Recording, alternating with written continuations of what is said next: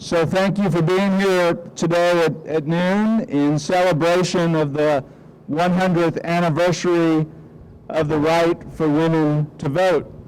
As I mentioned yesterday in the Assembly, Tennessee was especially important in this vote because we were the deciding state.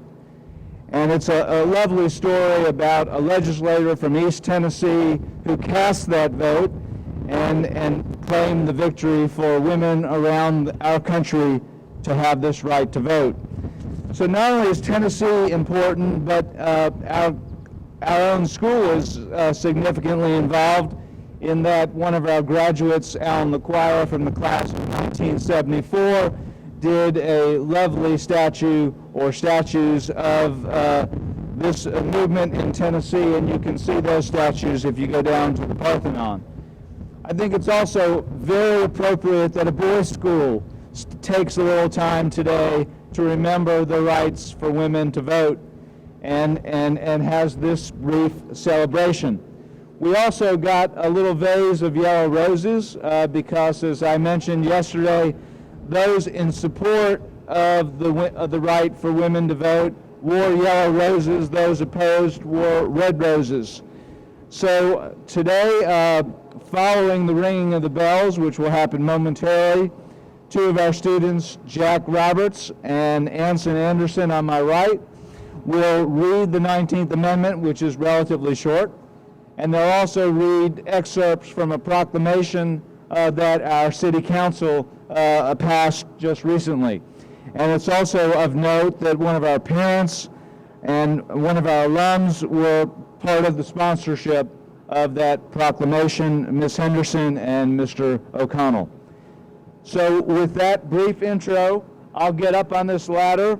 I'll start the bell ringing, and in front of me are a number of students and faculty and staff that are going to come up and help the bell ring 19 times.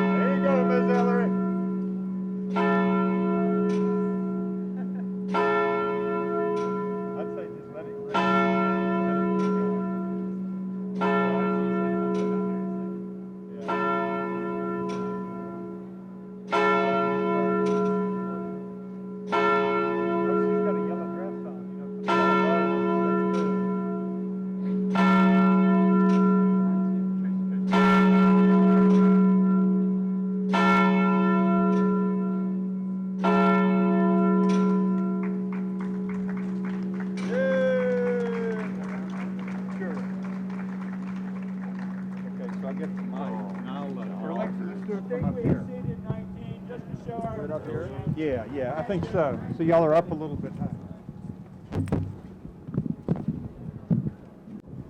The 19th Amendment, ratified August 1920, with Tennessee being the 36th state to ratify. The right of citizens of the United States to vote shall not be denied or abridged by the United States or by any state on account of sex. Congress shall have power to enforce this article by appropriate legislation. Here is a resolution of the Metro Council. A resolution recognizing the 100th anniversary of the ratification of the 19th Amendment and women's constitutional right to vote.